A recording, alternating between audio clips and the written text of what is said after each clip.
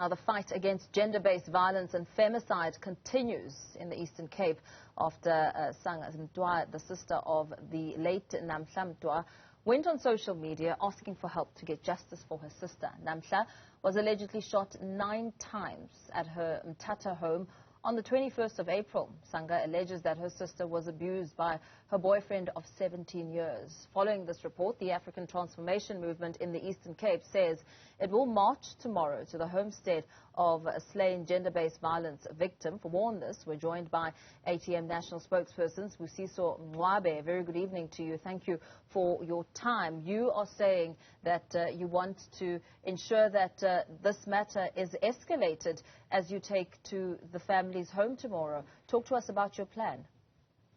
Well, thank you very much, Simpo, and the viewers at home. Definitely, there's no way we can let this matter just go by. Tomorrow, the ATM in the Eastern Cape and Mthatha in particular will march in support of the family in these trying times. We feel as a party that this is a very difficult time, one for the family, but also it's clear to everyone that our law enforcement agencies, the criminal justice system, is losing the battle in this thing, the gender-based violence. And there's no way we can fold our arms and allow this terrible thing to go on, because this is a cancer now. It becomes a cancer. It becomes a cancer to the society. We cannot allow it to go on. In fact, now, Paul, it really pushes the government to listen to our call for the justice-based capital punishment for crimes, serious crimes like this one.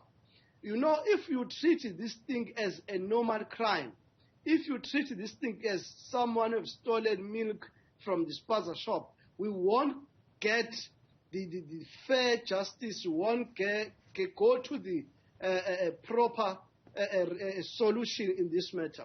We need to hang these people who are doing these things. There's no way you can kill a young lady with 9 bullets as if you are killing a warrior. It cannot be allowed in a democratic and a fair society. That is why, as ATM, we've stood up and say we'll stand with the family. We want the perpetrators to be arrested, and we want the police to do thorough investigation and arrest even those who are behind this thing. So as you embark on your march, where will you be marching to, and what messages will you be sending and conveying? But yes, thank you very much. We'll definitely go to the police station to hand over a memorandum, go to have a prayer with the family, and support them. But as we march, our message is very clear as an ATM. In these serious crimes, I'm repeating, because it's our policy, we want a capital punishment, a justice-based capital punishment. Because this thing has been going on for some years, and seemingly, as I've said, the criminal justice system is losing the battle. So our message is very clear. Find the perpetrators. Should they be found guilty by the competent court of law, let us eliminate them from our society. If someone does something like this, he tells the whole world, I'm an animal. I can't live at peace in the society with other fellow human beings. Let's eliminate them. We are very open. We are not scared. We are saying, let us bring back the death penalty for these kind of crimes, because women need to be protected. They need to be respected. Your financial muscle does not mean that you must control a woman.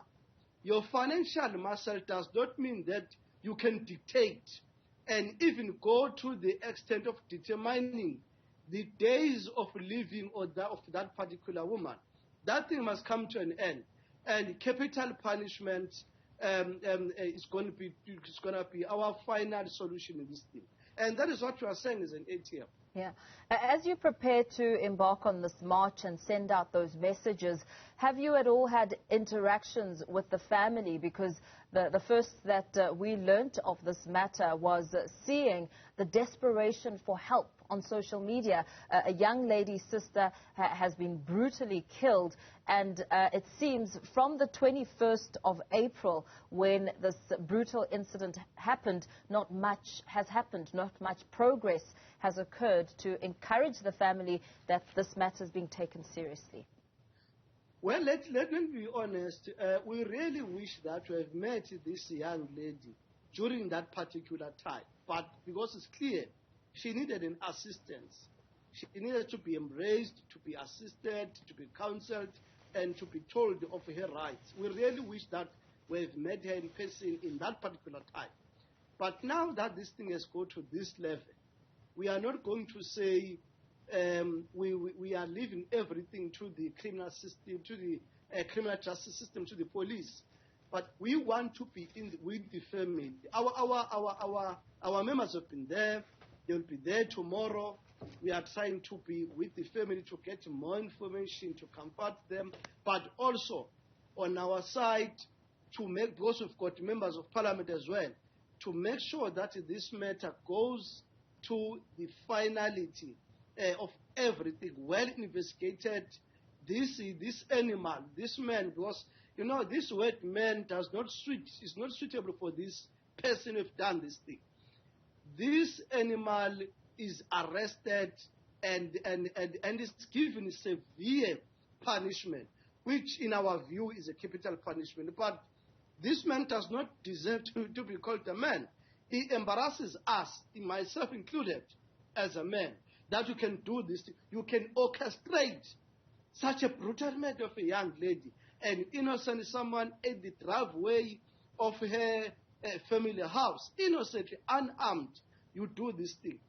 This thing should not just be the call when someone has passed away. We should see this thing being implemented, harsh punishment by our courts.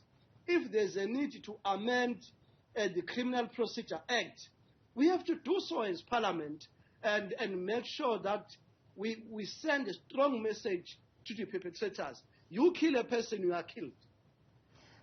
So what sort of reaction are you hoping to get as you deliver your memorandum of demands, and perhaps give us some more clarity on what your document will contain, especially as you now want Police Minister Bheki to also account? We're very clear, Paul. Don't only arrest the hitmen, because we understand that the hitmen were hired to do this thing. Don't only arrest the hitmen. Go beyond that. Arrest the orchestrator, so that this thing is totally eliminated. That is number one. We are going for the head of the orchestrator, a person behind the hitman.